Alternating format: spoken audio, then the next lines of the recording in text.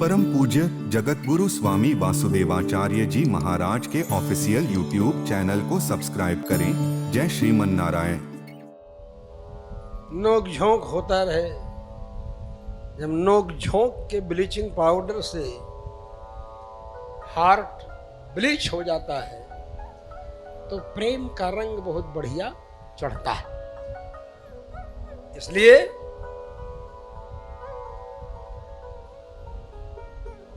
जब लौट करके आते हैं पारिजात हरण हो जाता है तो श्री रुक्मिणी जी एक दिन भगवान को पंखा झल रही है और भगवान रुक्मिणी से कहते हैं, अये राजपुत्री।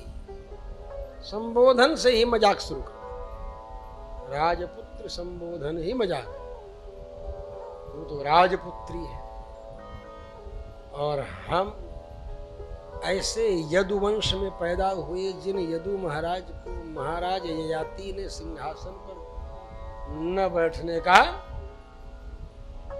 शाप दिया था कि सिंहासन पर अब तुम नहीं बैठो क्योंकि तुमने जवानी नहीं दिया हमको। तो इसलिए प्रायश्चित नृपासना क्या कहते हैं,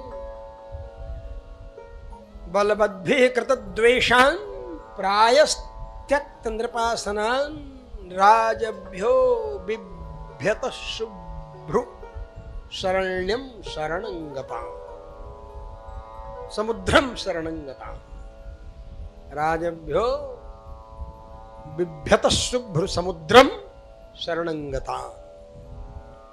राजाओं के विरोध होने के कारण मैं अपने को समुद्र में सुरक्षित समझता हूं। बुलेट प्रूफ के तौर पर हम इस समुद्र की शरण में आ गए हैं। यही बुलेट प्रूफ है, समुद्र ही, समुद्र में द्वारका। तो कस्मान नो बवृषे समान, कस्मान न असमान असमान बवृषे। तुमने जो मैं तुम्हारे बराबर नहीं था लेकिन फिर भी तुमने हमें वर्ण कर लिया, ब्याह कर लिया। क्या पता अब तुम्हारे मन में हो रहा हो कि ये तो चूक हो गई, तो अभी भी मौका है, तुम जा सकती हो, जहां चाहो वहां जा सकती हो। ये चक्कर क्या है? युद्ध में विजय होने के बाद ही ये लोग ऐसा करते हैं। रावण से युद्ध में विजय प्राप्त करने के बाद जनक नंदिनी जानकी जी से भगवान राम ने कहा कि तुम जहां चाहो वहां चली जाओ, हैं? लक्ष्मणे भरते वापि सुग्रीवे वा विभीषणे, जिसमें रुचि हो तुम्हारी वहां जाओ। उस युद्ध में विजयी होने पारिजात हरण करने के प्रसंग में स्वर्ग की सेना पर विजय प्राप्त करके आने पर यहां रुक्मिणी जी से इस तरह का कहना, लेकिन दोनों कहने में फर्क है। वहां तो भगवान मजाक करने के लिए नहीं कह रहे थे, यहां भगवान मजाक करने के लिए कह रहे, समझ रहे हैं? यहां परिहास है, यहां परिहास है जो रुक्मिणी से कह रहे, और वहां अग्नि परीक्षा के पे। तभी तो ये बात सुनकर के जानकी जी ने कहा कि लक्ष्मण तुम चिता लगा दो और मैं भस्म हो जाऊंगी, लेकिन इनके मुख से इस प्रकार के शब्द सुन करके मैं जीवित नहीं रह सकता। लक्ष्मण जी ने राम जी की तरफ देखा, राम जी के स्वरूप को देखा, किसी को अच्छा नहीं लग रहा था राम जी का इस तरह बोलना, न विभीषण को, न सुग्रीव को, न लक्ष्मण को। यह सब स्पष्ट किया है महर्षि वाल्मीकि। किसी को अच्छा नहीं लग रहा था, लक्ष्मण जी को तो और नहीं अच्छा लग रहा था, लेकिन फिर भी राम जी की तरफ देखे। जब चिता लगाने के लिए कहा तो राम जी ने ऐसे देखा, बिल्कुल तटस्थ भाव से। तटस्थ मतलब अगर कह रही हैं तो चिता लगाओ, और चिता लगा दी गई। अग्नि परीक्षा हुई, सब लोग जानते हैं, सारे देवता प्रकट हो गए। सीता शुद्ध समाचारा, शुद्ध समाचारा सीता है। वहां दूसरी बात, यहां भगवान परिहास कर रहे हैं, यहां परिहास कर रहे हैं। वहां भगवान आभास दिला रहे थे सबको कि मैं क्या हूं। मैं अपने मुंह से कहता हूं कि आत्मानम मानुषम मन्ने, मैं अपने को मनुष्य मानता हूं। रामम दशरथात्मजम, इसका मतलब मेरी विनम्रता को तो इस रूप में मत ले लेंगे कि हाँ हम बस मनुष्य मात्र, मानता हूं मैं हूं नहीं, हूं तो सर्वेश्वरेश्वर सर्वांतरयामी। इसलिए आत्मानम मानुषम मन्ने, मैं मानता हूं अपने को मनुष्य। वहां आभास दिलाने के लिए जगत को ब्रह्मादि के देवताओं ने कहा भी इस बात को कि भगवान ब्रह्मा जी कहते हैं मैं आपका हृदय हूं, जिह्वा देवी सरस्वती है आपकी, नेत्र हैं सूर्य आदि, चंद्रमा मन है आपका, आप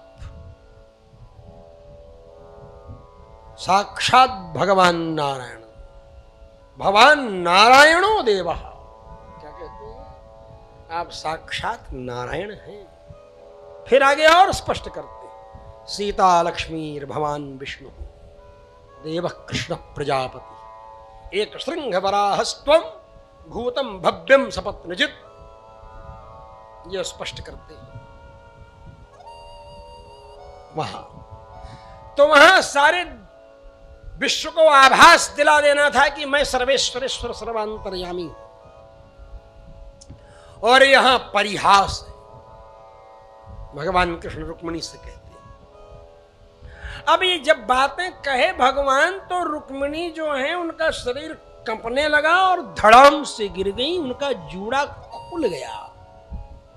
किसी सौभाग्यशालिनी कुलांगना का जूड़ा उसके पति के सामने खुल जाए, इससे बढ़ करके पति की तौहीनी और कोई नहीं। तत्काल भगवान छलांग लगा दी, पर्यंका दबरुह्याश, शीघ्रता पूर्वक चतुर्भुज बन करके दो भुजाओं से उनके जूड़े को तत्काल बांधते हुए दो भुजाओं से उठाया, उनको चतुर्भुज रूप धारण कर लिया भगवान ने द्वारका में उस समय रुक्मिणी के भूमि में गिरने से। इस तरह भगवान रुक्मिणी से कहने लगे, है देवी मैं नहीं जानता था कि तुम इतनी कोमल हृदया हो कि परिहास भी नहीं जान पाओगी, मजाक भी नहीं समझ पाओगी, ये मैं नहीं जानता था। किसको क्या सुनाना चाहिए, किससे कैसा मजाक करना चाहिए, ये सब समझ करके करना चाहिए। कुलशेखर स्वामी जी रोज कथा सुनते थे तो उनके कुल गुरु जी जो थे वो रोज कथा सुनाते थे। कुल पुरोहित जी, कुलाचार्य जानते थे कि ये इतनी निर्मल निश्चल स्वाभाविक हृदय के प्राणी हैं कि इनको वैसी वैसी ही चीजें नहीं सुना देना, नहीं तो इसलिए वो भगवान के कष्ट की पीड़ा की कोई कथा नहीं सुनाते थे। सीता हरण की कथा कभी नहीं सुनाते थे। एक दिन वो कहीं बाहर चले गए, उनके पुत्र को कह दिया कथा, और वहां पुत्र कथा सुनाते हुए कह दिया रावण ने सीता जी का हरण कर लिया। अब कुलशेखर स्वामी कह दिए चलो सेना सजाओ, सब लोग सेना सजा करके सीधे समुद्र के अंदर जायद। सो लोग सोचे कि अरे तो बड़ा गड़बड़ हो जाएगा। भगवान तब तक प्रकट हो गए पुष्पक विमान सीता जी को लेकर। अरे मैं रावण का वध करके आ गया हूं, देखो तुम्हारी मां भगवती सीता जिनके लिए तुम सैन्य बल सजा के लाए। कुलशेखर स्वामी को प्रत्यक्ष दर्शन दिया भगवान राघवेंद्र सरकार। नित्य वाल्मीकि रामायण श्रवण करते थे, तो किससे क्या कहना क्या नहीं कहना, लेकिन भगवान यही बात कहते हैं कि तुम इतनी कोमल हृदया हो, निश्चल हृदया, मजाक को भी तुमने सत्य स्वीकार किया, घबरा गई। अरे मैं तो तुम्हारी बातें सुनने के लिए ऐसा कह रहा था कि जब मैं कहूंगा कि अभी भी मौका है कहीं चली जाओ। तो मैं तो सोचता था कि तुम मजाक में कहोगे हाँ हाँ ठीक है कोई बात नहीं, बढ़िया रथ सजा करके तैयार करो और ड्राइविंग सीट पर तुम ही बैठो, फिर मैं जहाँ कहूँ वहाँ चलो और घुमा उमा करके सीधे द्वारका में ले आ करके पहुँचा देती। मजाक इसको कहते हैं, अगर मैं चौड़ होती मजाक करने में। लेकिन नहीं, मैं तो तुम्हारी वाणी सुनने के लिए इस तरह से कहा था कि तुम बदले में बोलोगे हाँ ठीक है मैं जाना चाहती हूं। क्या तैयारी है तुम्हारी हमें विदा करने के लिए? हमें विदा ये तो करोगे क्या है? तो मैं तो ये सब सोच रहा था कुछ तो बोलोगी। तो दबच स्रोतु कामेन क्षैल्याचरित मंगने, तुम्हारी वाणी सुनने के लिए मैंने ऐसा कहा। मुखंच प्रेम संरंभ स्फुरिताधरमीक्षितु, तुम्हारे मुख को प्रेम से लाल लाल होते हुए देखने के लिए मैंने ये शब्द कहा था कि तुम शर्मा करके कैसी लगोगी। फिर तुम तैश में आकर के आंखें नचा करके चला पांगारुण प्रेष्ठ सुंदर भ्रकुटी तटम, तुम्हारी चलती हुई आंखें, तनी हुई भौहें, फूलती हुई नासिकाएं मैं देखना चाहता था। मैं तो इसलिए कहा था तुम्हारी सुंदरता को, क्योंकि कोई सुंदरी जब रूठ जाती है तो और भी बड़ी सुंदरी लगने लगती है। ये सिद्धांत है सौंदर्य का भी एक। मैंने सुंदरी का क्रोध भी सुंदर लगता है क्या? बड़ी आश्चर्य की बात है। जबकि क्रोध में आदमी विरूप लगने लगता है, कुरूप लगने लगता है, और प्रसन्नता में सौंदर्य बढ़ जाता है। लेकिन ये भी क्या बात? तो मैं नहीं समझता था। तेरी वाणी सुनने के लिए मैंने ऐसा किया। गृहस्थ जीवन में अपनी पत्नी से इस तरह के मजाक में उसकी बातें सुन करके रस लेना परम धर्म है, परम अभीष्ट फल है। क्या कहते हैं? अयम ही परमो लाभः गृहेषु गृहमेधिनाम यन्नर्मैर्नीयते यामः प्रियया भीरु भामिनी। गृहस्थ के लिए इससे बढ़कर के सुखद क्षण और कोई नहीं है कि अपनी पत्नी से मजाक कर रहा हो और पत्नी कोई ऐसी फुलझड़ी छोड़ दे मजाक वाली। हमारे यहाँ इधर अयोध्या के आसपास क्षेत्रों में मजाक खूब चलता है। इतना मजाक चलता है कि बेटों से मजाक कर लेता है बाप। बेटो ये अयोध्या वासियों का है कि क्या करती है तुहार माई है, लड़का वैसे बाप बोलता है ऐसे मजाक। माई कहाँ गई? तो हर बाबा के पास गई है, कहाँ खेत में। मतलब बाप बेटे से इस तरह मजाक कर लेता है। ये क्षेत्र है अयोध्या के आसपास वाला। बाप मैंने इस तरह से। और लड़कवा मजाक में क्या कहता है? हम लोग तो इस अयोध्या की भूमि के हैं। लड़कवा भी मजाक में अपने बाप से कहता है हुआ तो फुआ गए हैं, हुआ तो मौके नहीं ना भाई उनके बहन की। मैंने बाप की बहन के लिए लड़को बोलता है कि हुआ तो फुआ से मौका मिले तब ना, फुआ से छुट्टी नहीं मिलती है हर वक्त। मतलब उनके भाई को, बाप के बहन को। मतलब ये क्षेत्र यहाँ आसपास का है, बड़ा विलक्षण है। दुनिया में ऐसा कहीं नहीं मिलेगा मजाक करने वाला क्षेत्र जैसा है क्षेत्र।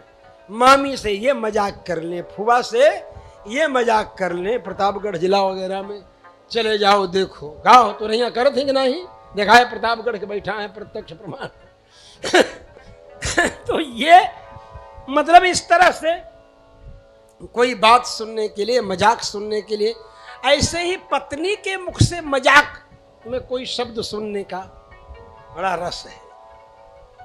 इससे गृहस्थाश्रम का रस और पुष्ट होता रहता है, उस रस की पुष्टि होती रहती है।